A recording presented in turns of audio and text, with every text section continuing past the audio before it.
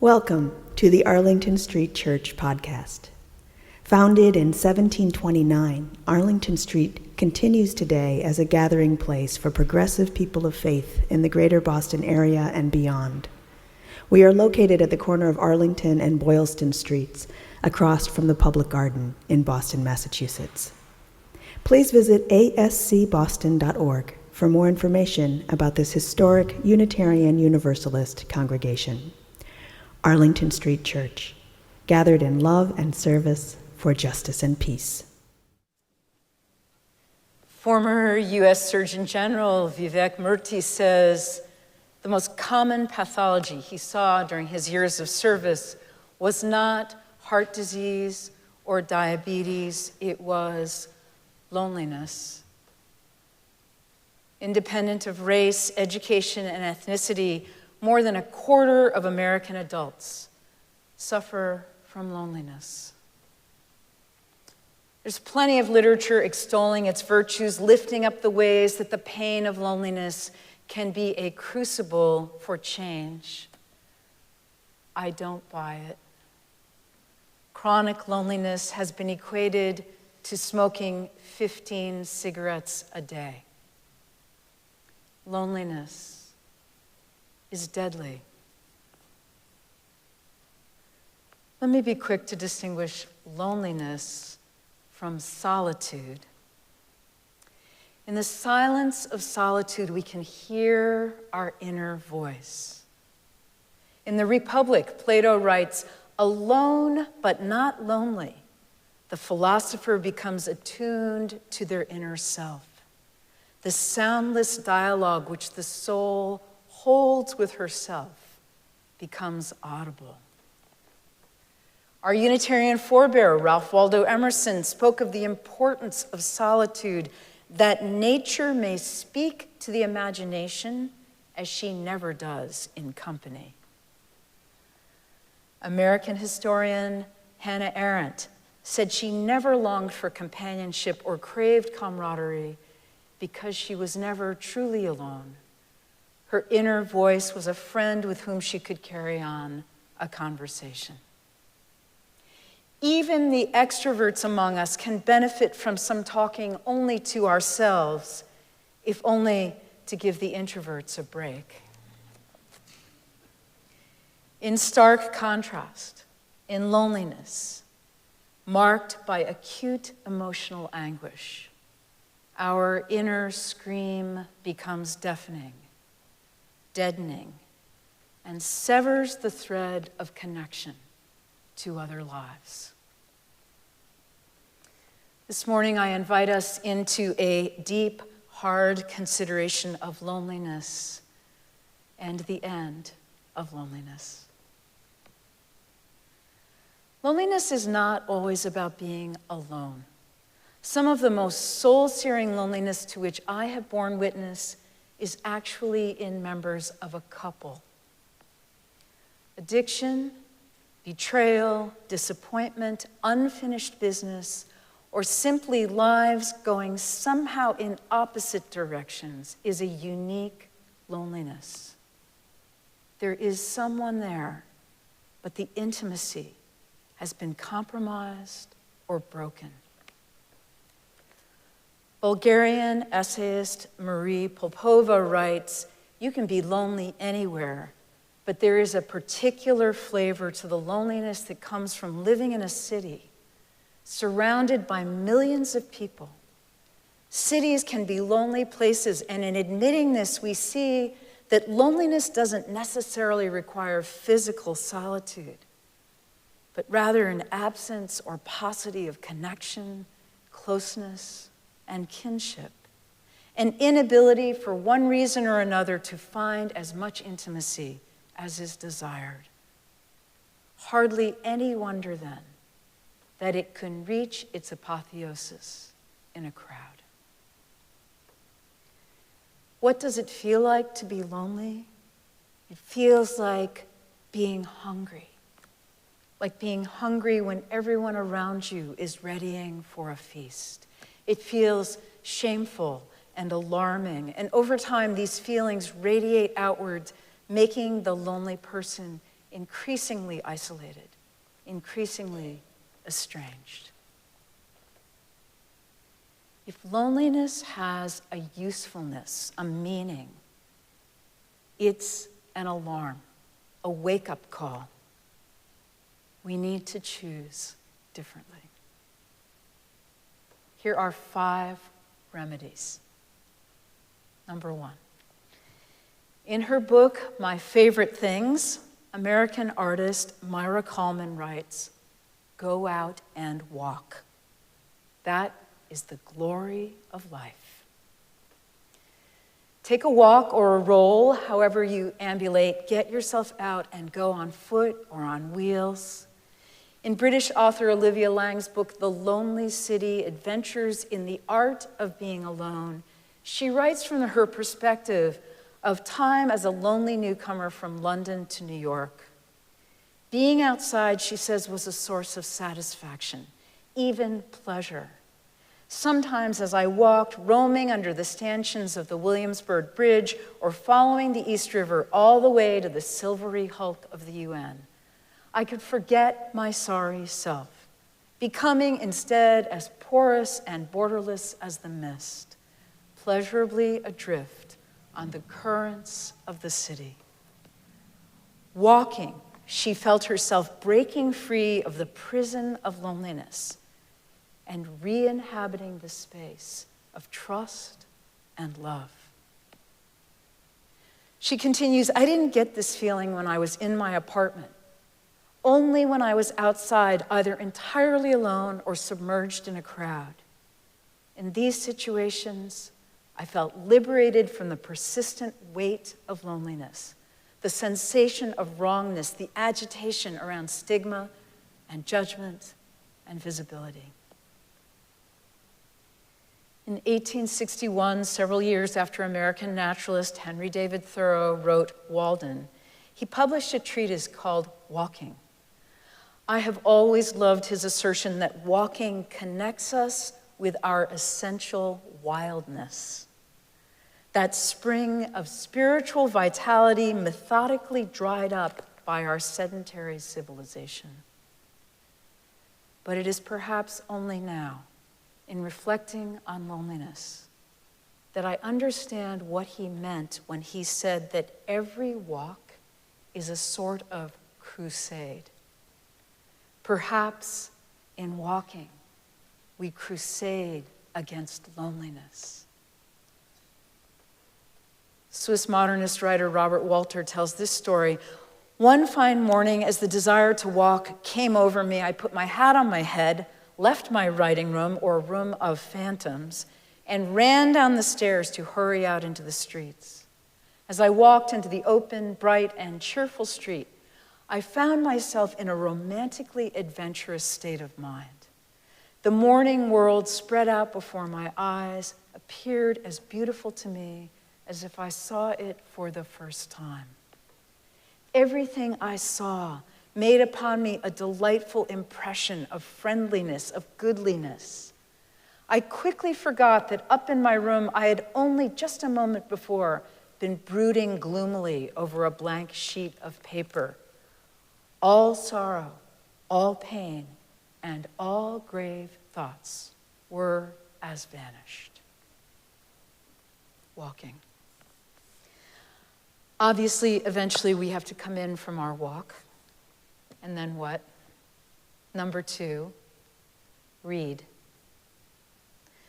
I know many of you will fill out this remedy for loneliness with suggestions for newscasts, podcasts, social media, TV, and movies. I don't know enough about other media to speak with authority, but I can attest to the power of reading as a stay against loneliness. In reading, we enter another world, and if we're lucky, we're in the very good company of characters and stories to companion us. Maybe if you're lonely, it would help to read about others who are lonely. I commend to you Mary Shelley's Frankenstein and Ralph Ellison's Invisible Man. But a trip to the library, either in person or online, will yield countless books to comfort and uplift. The only time in my life I traveled alone for any significant period of time, I was a stranger in a strange land, but I was never lonely. I had books. I'll add that joining a group of people who might like to discuss what you're reading is a special way to feel connected and seen. Each Monday at 4 o'clock, an open group of us gathers in the Arlington Street Zoom room to read poetry together. You can bring a poem to share, or you can just listen and join the conversation, or not. I started this group at the top of the pandemic lockdown and named it Poems to Go On, because in those difficult days, I wanted to keep us together and believe that poetry might comfort you as it comforts me. I'm positive that some of us showed up in the Zoom room just to see and be seen. For some, the subject was a deterrent. But many of us stayed, including reformed former poetry haters. Arlington Street has 2 other online book groups, and I know others of you belong to others. I say, if you're lonely, get thee to a book group. Whether or not you think you're interested in the book, the group is always about more than the book. Number 3, a third tool in our toolbox against loneliness is art. Art, including music, of course, is an answer to that hallmark of loneliness, the longing to feel part of the whole. Engaging the work through others have expressed their deepest emotion, including loneliness. In their book, Art as Therapy, philosopher Alain de Botton and art history John Armstrong write, art holds out the promise of inner wholeness. It can save our lives through opportune and visceral reminders of balance and goodness that we should never presume we know enough about already. One of our major flaws and causes of unhappiness, they continue, is that we find it hard to take note of what is always around us. We suffer because we lose sight of the value of what is before us and yearn, often unfairly, for the imagined attraction elsewhere. Art gets our attention. And as American writer James Baldwin said, only an artist can tell what it is like for anyone who gets to this planet to survive it. Olivia Lang adds, art has some extraordinary functions, some odd negotiating ability between people who never met, and yet who infiltrate and enrich each other's lives. It does have a capacity to create intimacy. It does have a way of healing wounds. If I sound adamant, she continues, it is because I am speaking from personal experience. When I came to New York, I was in pieces. The way I recovered a sense of wholeness was not by meeting someone or falling in love, but rather by handling the things that other people had made, slowly absorbing by way of contact the fact that loneliness, longing, does not mean one has failed, but simply that one is alive. Number 4, choose your people. Social psychologist Bella DePaulo, author of How We Live Now, Redefining Home and Family in the 21st Century, conducted a series of huge national surveys asking participants about their social lives. How often did they socialize? How often did they help out with rides or errands or something around someone else's house? Did they also offer advice, encouragement, or emotional support? Did they receive similar support in return? Today, nearly half of all American adults are single. 1 in 7 lives alone. And the evidence points to the fact that pairing up romantically comes at the expense of other relationships. Single people spend more time connecting, participating in communal activities and civic events, Across every demographic, single people are taking the lead in creating, sustaining, and strengthening the ties that bind us, cultivating large, diverse social networks with measurably more zeal than those who are married. They care for others who have fewer resources, go out to dinner more often, take more music and art classes. And overall, the research says that those of us who rely on multiple close relationships for emotional support, commiserating, cheering up, celebrating, are more satisfied with our lives than people who lean on just one person.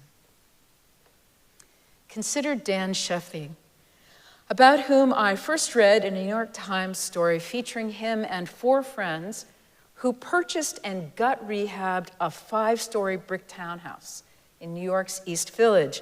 Beth Johnson, a rental tenant on the 2nd floor, calls it a vertical block. Their annual holiday party happens simultaneously on all 5 floors. There are some 300 guests. But what really caught my attention was a follow-up article about Dan's 50th birthday, when he threw himself a party. His parents, siblings, and friends from all times and walks of his life were there.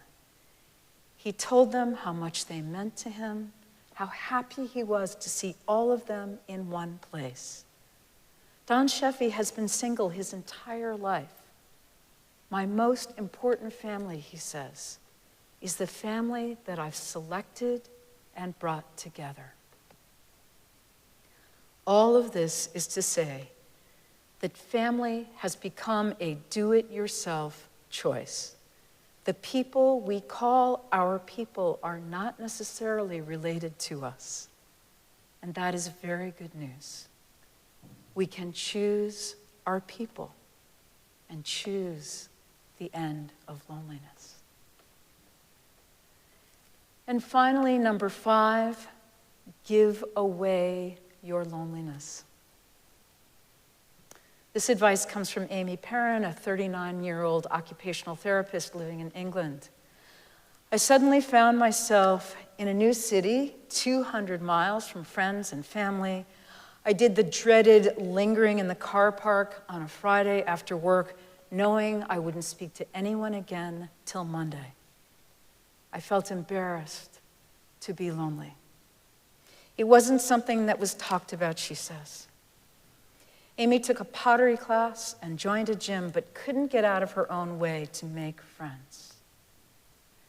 And then she hit on the idea of reaching out to people who were lonelier than she was. Through a charity called Contact the Elderly, she started a monthly tea party. Through volunteering and meeting other volunteers, she says, I built my confidence. And when I got to work on Monday, I was able to connect with colleagues. I had something to talk about. Shifting my focus toward other people meant my mood improved. I had a purpose and a mission to help other people feel less lonely.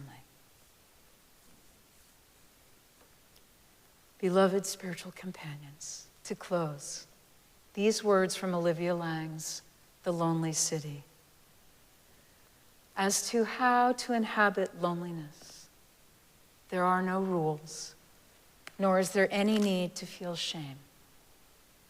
Only to remember that the pursuit of individual happiness does not excuse our obligations to one another. We are in this together. This accumulation of scars, this physical and temporary heaven that can take on the countenance of hell. What matters is kindness. What matters is solidarity. What matters is staying open. Walk, read, engage art, choose your people, give away your loneliness. Amen.